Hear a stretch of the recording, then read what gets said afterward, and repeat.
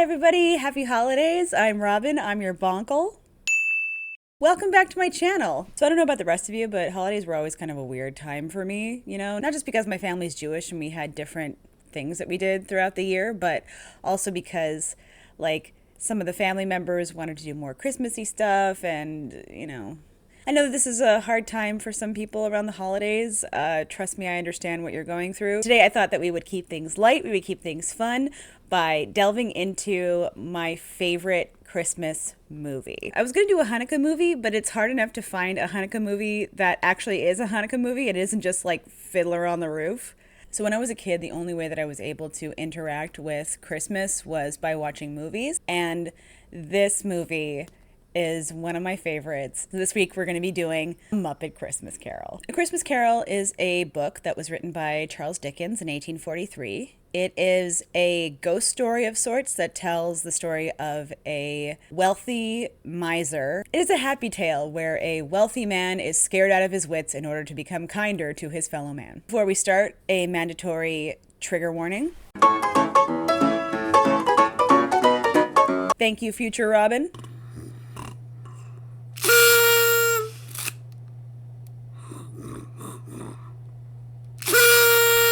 It opens up on a 19th century London marketplace, but right away you know it's a Muppet movie. Hey, I'm being stolen! Hey, help me! Help me! You meet Gonzo as Charles Dickens, looking like Timothy Chalamet. He says the Marleys were dead to begin with. So this is how the book opens, except the book only has one Marley. This is how they're changing it because they want to add another character to play the second Marley brother, which was a fun addition, so we'll get there. Also, they let you know that this is a musical, so they start singing a song about how ruthless and awful and mean Ebenezer Scrooge is. We have a mouse saying, "Please, sir, I want some cheese." It's a reference to Oliver Twist, so that's another Dickens book. We meet Michael Caine as Scrooge. I really respect Michael Caine as an actor, but being able to play this role as serious as a heart attack while surrounded by Muppets is definitely a skill that I do not have. Gonzo is playing Charles Dickens, so I will be referring to him as Dickens for the rest of this. So Dickens wants to see inside the window, and he mentions how dirty London is, which I believe that that's a thing. I read something about how the moths in London are gray because of all the soot and charcoal and all the dirt. They used to be white. So he picks up Rizzo and cleans the window so he can look inside and see what Scrooge is doing. So Scrooge is a moneylender, and he has a man there talking to him about how he isn't able to make the mortgage. His wife is sick, and he apologizes. He says, "Please don't yell at me." And to his credit, Scrooge doesn't yell at him. And that's the truth! Thank you for not shouting at me.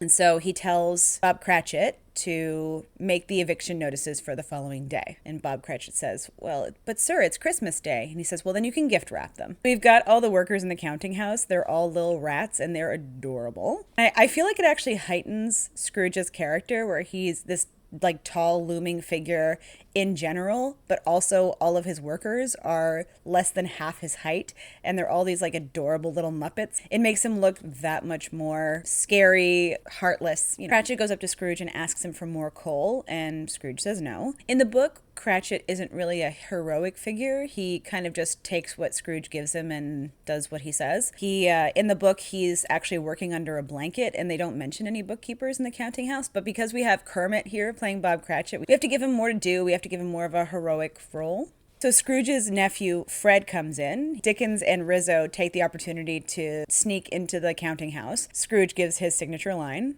Bah.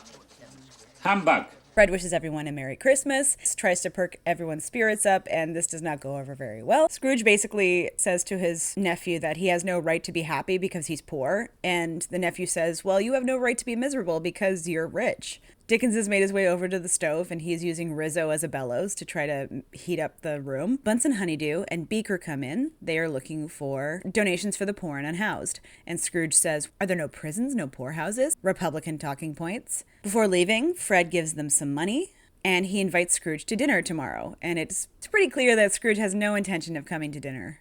And before leaving, Fred puts up a wreath inside. Scrooge tells Honeydew and Beaker that he has no intention of giving any money, and in fact, he thinks that the poor and unhoused should just go to the prisons or to the poorhouses. But some would rather die. If they'd rather die, then they'd better do it.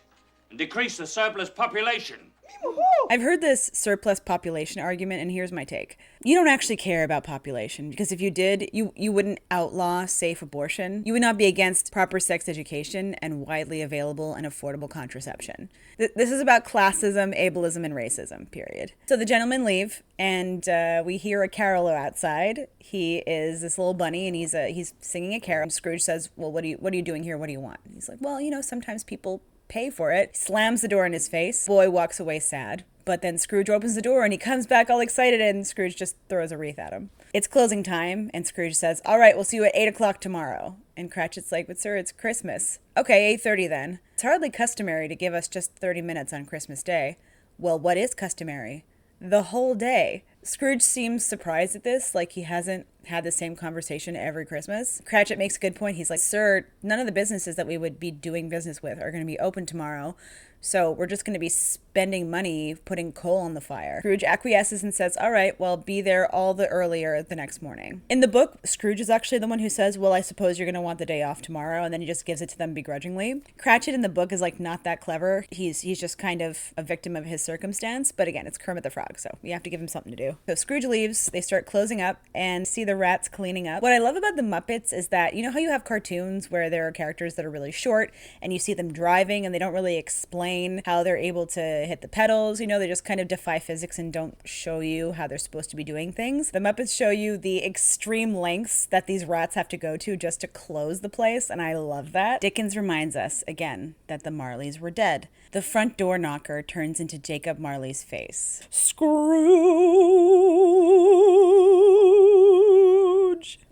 I could do this role. I was born to play in Jacob Marley. They're also startled that Dickens falls back in the snow. When they try to follow Scrooge inside, he slams the door in their face, and so they have to find another way to get inside. Scrooge's house is dark because it's cheap, but he has to light the lanterns so that he can look around to see what's going on. For a second there, I thought he was carrying a hunting rifle, but then I realized it's a British story, not an American one. He sees his dressing gown and then attacks it with a fireplace poker. Really glad he doesn't have a pet. It turns out that it's his bedclothes, so he puts them on and then eats dinner in front of the fire. Power move to eat by yourself. If you have the confidence to do it, I admire you. So the bell above him starts to ring. The lights go out, and here is my favorite part of this iteration of A Christmas Carol. The Marleys show up. Now, of course, in the book, there's just Jacob Marley, but for the purposes of this, they wanted to use both Statler and Waldorf, so it is Jacob and Robert Marley. I don't know if that's supposed to be a Bob Marley reference of some kind. They say that Scrooge is older and more wicked looking than ever. Glad you didn't disappoint. So they're covered in chains, they're white, they're see-through, they're clearly ghosts. As in the book, he says, I don't believe that you're really Jacob and Robert. And they're like, do you not trust your eyes? And he's like, well, you could be some undigested beef. There's more of gravy than of grave with you. They of course, heckle the pun, because that's what they do, they're hecklers. And then they sing the Marley and Marley song. In my opinion, it is the strongest song in the movie. We're Marley and Marley, our hearts are painted black. We should have known our evil deeds would put us both in shackles. I can't put it here because, so last episode, as you might know, was a slumber party and it got copyright claimed up the wazoo because there was music in it. So I'm not going to show you the music, but you'll have to just watch me do it. We're Marley and Marley, whoa. So they say, if you don't change your ways, you're going to end up like us. So in the book, it's not just chains. He's also got like coin purses and cash boxes and things. Like it's like this was forged by your greed, so you're going to drag it around with you. In the book, Marley is doomed to roam the earth. He can never rest. He can never stop. The Marleys tell Scrooge that he's going to be visited by 3 spirits. The first spirit's going to come when the bell tolls 1. Dickens and Rizzo are trying to get to the other side of the house because that's where his bedroom is. So they have to climb the fence and jump to the other side. So Rizzo jumps down and Dickens does not catch him. And then he realizes, my jelly beans are on the other side.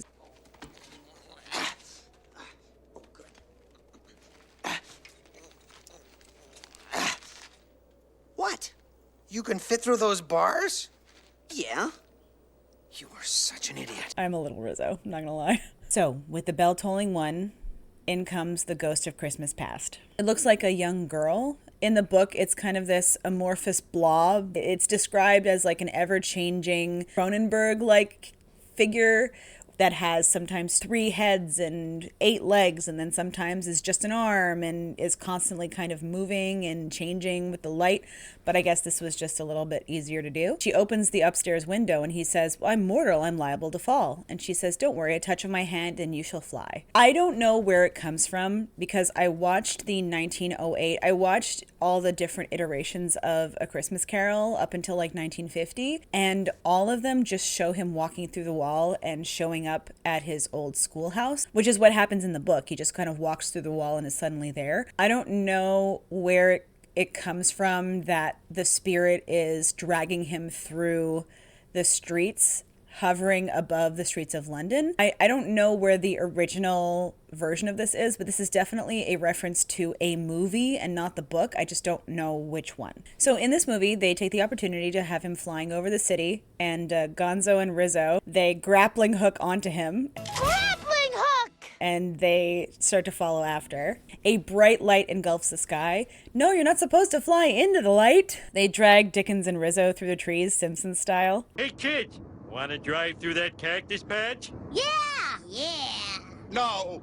Whoop, 2 against 1. So they're in Scrooge's childhood. They're at his old schoolhouse. He recognizes all the boys. He tries to say hello to them, but the spirit reminds him that he's a shadow. They can't see him. He sees himself as a boy, and young Scrooge is just as charming. Who cares about stupid old Christmas?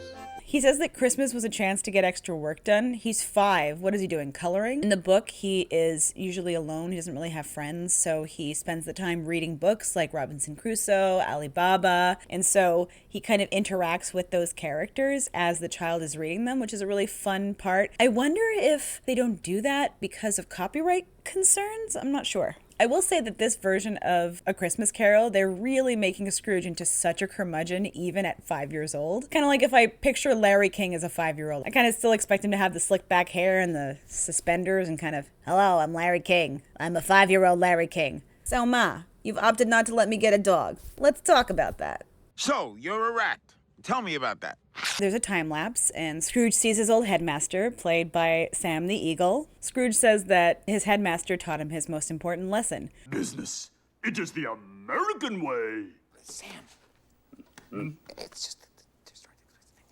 Oh, it is the British way. Good. Yeah, it's the capitalist way. Same.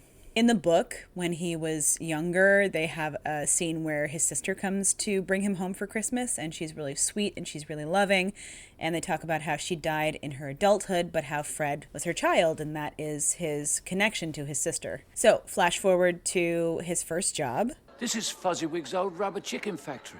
Can I just say, Michael Caine in a dressing gown, playing Scrooge, saying rubber chicken factory, just brings my heart so much glee with a straight face. Again, couldn't do it. He talks about Fozzie-Wig. It's because it's Fozzie Bear, but in the book it's Fezziwig. That's a very clever. I like that. In the book, they say that it was a factory. They don't say what they made, but rubber chickens is as good as anything. And Dickens accidentally lights Rizzo on fire. He drops him into a bucket of icy water. I feel like he could have just gone, or, thrown him into some snow, but it's padding for time and it's also comic relief, so I love that. So Scrooge sees Fozzie-Wig and says he was as ruthless as a rose petal. I hope people describe me that way. They talk about the infamous Christmas party that he had every year. He tries to get everyone's attention, and then we had to have, I'm so glad that Animal's in this, because Animal was one of my favorite Muppets. Quiet! He gives a stirring speech. Thank you all, and Merry Christmas. Jacob and Robert take this opportunity to heckle him. Pointless. It was contrived. It was short. I love it! The best speeches are short. So they play the music, and Animal is playing the triangle. So Scrooge, as a young man, little butt face, comes over to tell Fozzie-Wig during the party how much it costs. Bro, you didn't want to tell me this before the party? They really want to turn this Scrooge into a dillweed. In the book, this is not a concern for him. He's just having a good time. And in fact, young Scrooge is having such a good time that current Scrooge is dancing around, like not even realizing that he's not technically there. Scrooge is just a big old wet blanket. Animal finally succumbs to the drums and starts playing rock music, but they all seem to be really into it. Fozzie-Wig's like, oh, we have this Christmas party every year. I love it so much. We should make it twice a year. And this is where he meets Isabel, or Belle. In the book, we don't know how he meets her, but this is as good of a scene as any. And then the spirit takes them to the Christmas where they broke up. She says, oh, are we going to postpone our wedding yet another year? And he says, you know, the stocks didn't do as well as we expected. I'm just starting up in the company. You know, I want to be more financially established before we get married. He claims that the money's for her and that he loves her. And she says, you did once, and then walks away. So that's their breakup. In the book, they got engaged when they were younger, when they were poorer. And as he started getting more successful, as he started getting more money, he started loving the money more than her. And she points out that he is no longer the same person. And she kind of says, I'm giving you the opportunity to be with your true love. And he doesn't really fight her on it. Also in the book, the spirit shows him yet another Christmas where Belle's at home with her kids and her partner comes home saying that he saw Scrooge in the counting house and how he looks sad and lonely and pathetic. And they both just say, oh, we're so happy that we're together. Scrooge asks why the spirit tortures him, and the spirit says, these are but shadows of the past, that they are what they are. Do not blame me. That is verbatim from the book. He tells the spirit to leave, and he ends up back home. The clock strikes 2. Does Big Ben ring all night in London? That sounds really inconvenient and annoying. I gotta know, is this a real thing? So there's a light in the other room, and there's a big jolly man. The room is full of food. I hope that's carrots and not hemlock root. The man is so tall that he hits the ceiling. He's wearing a garland around his head. Scrooge says that he's never met someone like him before. And he says, well, you should have. I have 1,800 brothers that came before me. Did I tell you that I am the ghost of Christmas present? You did, yeah. Come in and know me better, man. You're a little absent-minded spirit. No, I'm a large absent-minded spirit. So this version of the Ghost of Christmas Present has short-term memory loss. Anyone else want to watch Memento just cast with Muppets? They open up the window and Rizzo and Dickens are in the windowsill and they fall to the ground, which Dickens loves, of course. I suppose you enjoyed that. Of course. They appear below in the street and suddenly it's Christmas morning. There's a very creepy group of babies singing Christmas carols. I don't understand. Who are these? Who are they? So the spirit and Scrooge walk along the streets and watch everyone having fun on Christmas Day. And they sing about Christmas.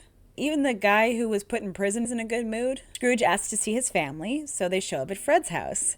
And they decide to play yes and no. They guess, okay, well, is it an animal? Yes. All right. Is it an unwelcome animal? Yes. Is it a rat? No. Is it a cockroach? No. An unwanted creature, but not a rattle-leech or a cockroach. It's Ebenezer Scrooge. And the look on his face, this is the sweetest, nicest, jolliest, most kind man that I know, and he's always nice to me, and he's family, and even he thinks this about me. Yeah, this is a low point. This one hurts. This is a real low point. Yeah, this one hurts. In the book, they talk more about how Fred keeps inviting Scrooge to dinner because he feels so bad for him. Then the spirit brings him to Bob Cratchit's house. Mrs. Cratchit is played by Miss Piggy. They still give her a couple of Miss Piggy-isms. It does, doesn't it? Up the street comes Bob Cratchit and Tiny Tim. I love seeing Muppet feet. Love it. I love watching Muppets dance. It's great. When I was rereading the story, I got to the Tiny Tim part and I started bawling my eyes out. And now having it be a cute little Muppet and it's Robin and I'm fine. I will be fine. Keep it together. I'm gonna keep it together, but look how cute he is. Scholars think that Tiny Tim had rickets. I've had it up to here with his damn ricket. He also probably had TB. Everyone's so happy to see Bob, especially his wife. Tiny Tim gets so excited that he starts to cough. Been there. Scrooge mentions how small the dinner is. And the spirit says, but it is most appreciated. Scrooge admits that he pays Bob not very much. Fun fact about this, Bob, who's supposed to be one of the poorest characters in modern literature, makes $14 an hour, US. He would have made about $43K a year, but that's because he worked 60 hours a week. But still, that is well above the US average, which is $7.25. The Canada average is about $11 US. It depends per province. And Europe has about $12 an hour. So still more than any of those. So, yeah. Anyway, Cratchit toasts to Mr. Scrooge, and his wife is like, if Scrooge ever darkened their door, she would give him a piece of her mind, and he would choke on it. But Emmy, it's Christmas. Okay, fine. I will toast him. Even though he is odious, stingy, wicked, and unfeeling, and badly dressed. That's good. I love how that's the line they don't want to cross. Tiny Tim says his line, God bless us everyone. And Scrooge asks if Tiny Tim will die. The ghost of Christmas present says, well, I am a ghost of the present, but if these shadows remain unaltered, then I see an empty chair where Tiny Tim once sat. But then, if he's going to die, he'd better do it and decrease the surplus population. We can see the spirits getting older. He says that his time grows short. His time on this earth is very short. He's going to be gone at the stroke of 12. When the stroke of 12 happens, the ghost of Christmas yet to come arrives. And the ghost of Christmas yet to come is described as a Grim Reaper type figure. So he's this like tall hooded figure. The first appearance of the Grim Reaper as we know it was in the 14th century because of the Black Plague. Dickens and Rizzo are like, no, this is too scary. We'll meet you at the finale. The spirit leads him into a vortex and they see a group of pigs talking about him dying. Scrooge says that he knows some of them. They say they wonder what he did with his money. Well, I don't know. He didn't give it to me. They mention it's a cheap funeral and nobody's going to go. The specter leads Scrooge into the alleyway and they see that people are selling things from the deceased man's house. And he says, oh, he has something to learn from that unhappy man because his life is headed in that direction. In the book, the specter also took him to go look at the body and he's too afraid to look at it. In the book, in that moment, Scrooge asks the specter to bring him to someone who has some emotion about this man dying. He brings him to the house of a couple who were going to get evicted, but now they won't, so they're very excited so that they can get the money together so that they won't lose the house. Scrooge asks the spirit to bring him somewhere where there is some tenderness in this world because hearing the people talk about the dead man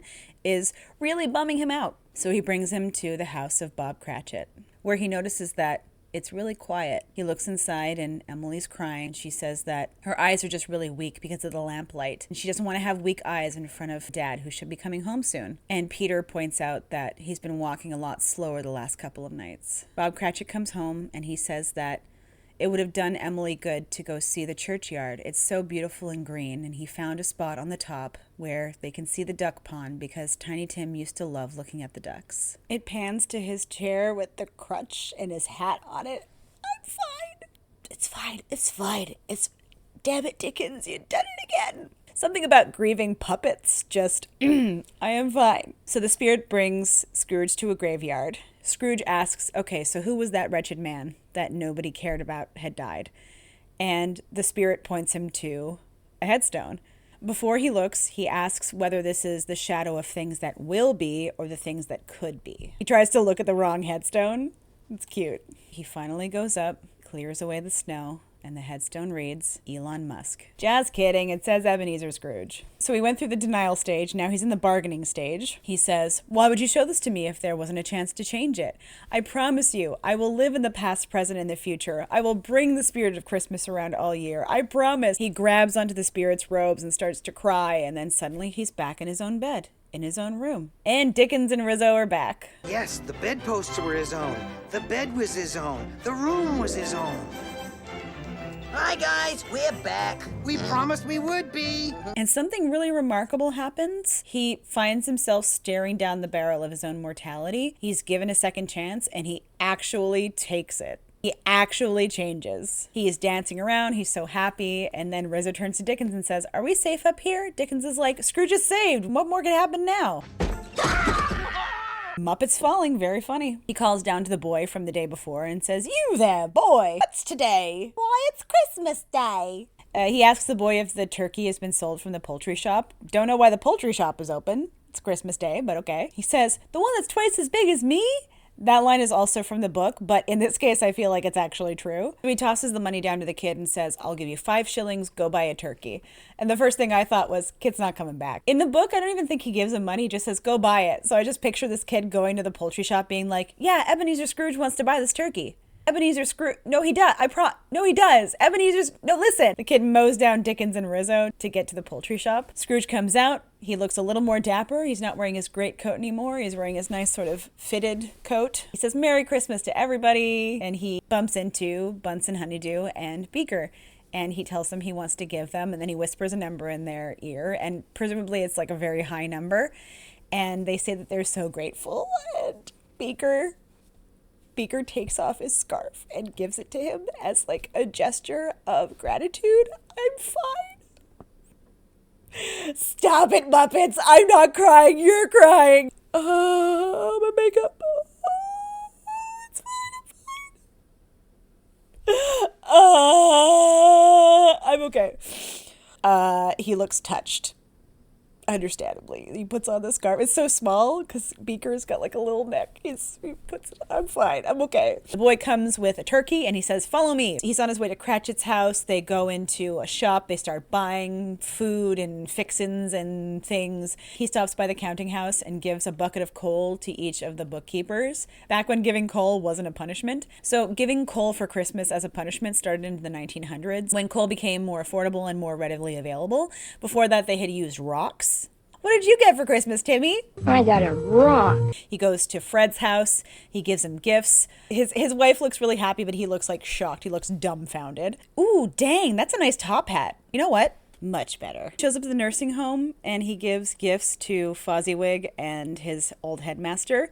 I really like the Beethoven ear horn thing that Fozziwig has. I think that's a nice little ad. He gives gifts and food to everyone he passes, to the little mice, to the unhoused people. He finally shows up to Cratchit's house with a gaggle of people and asks them to go hide. He knocks on the door. This next part is absolutely not funny. So he knocks on the door and gaslights Bob and says, why aren't you at the counting house like we discussed? He's like, it's Christmas Day. It's Christmas Day? Do you think that I, Scrooge, would have given you a day off on Christmas Day? Yes. Emily's a true queen. She tells his entitled butt to get out of her house. And he's like, I'm going to give you a raise. Emily coming quickly in with the right hook. What? So he says he's going to raise Bob's salary. He's not only going to raise his salary, but he's going to pay off his mortgage, and they invite him in. This doesn't happen in the book. What happens in the book is he sends the turkey off to Bob's house, but he spends the day at his nephew's. And he does this to Bob when he comes in late the next day. But I guess this is kind of more neat. It's more of a, tightly wrapped bow. Christmas bow. They invite him in, and he invites in half the town and an uncooked turkey. Merry Christmas! I brought you strangers and work to do. Dickens reveals that Tiny Tim does not die, and that Scrooge became a second father to him. And he became a good man who knew how to keep the Christmas season all year round. And then Scrooge steals Tiny Tim's line. God bless us, everyone. Well, baby steps, I guess. And that is the end of A Muppet Christmas Carol. Pop quiz. How many spirits visit Scrooge in A Christmas Carol? If you guess 3, you're wrong. It's 4. In this one, it's 5. Thank you so much for tuning in. I hope that everyone has a great holiday season. Hanukkah is on the 26th this year, which is going to be super weird. So the 12 days of Christmas and the 8 days of Hanukkah are going to kind of, for those of you who don't have any family to go visit or who do have family that they have to go visit that don't treat them very well, I am here with you. I support you. Do what you got to do for yourself. Stay safe. Be queer. Read books. Right away, they set the scene by showing you it's in 18th century London marketplace, 19th century. Oh, Pepper! Pretty hair. Pretty hair. I haven't done my nails today. I haven't done my nails because my nail beds are all messed up. They're brittle from all the other gel I've been doing, so I gotta wait. Woo! I love the way that Statler and Wardolph we're Marley and Marley. Ah! That was not planned. Sir, all the businesses are going to be closed. We won't have anyone to... That's my alarm. That is verbatim from the book.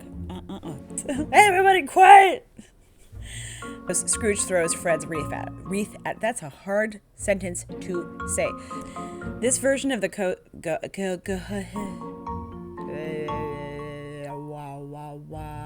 rubber baby buggy bumpers. God, okay. Whew. I'm all right.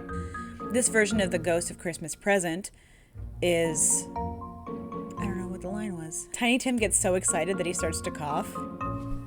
Been there. See?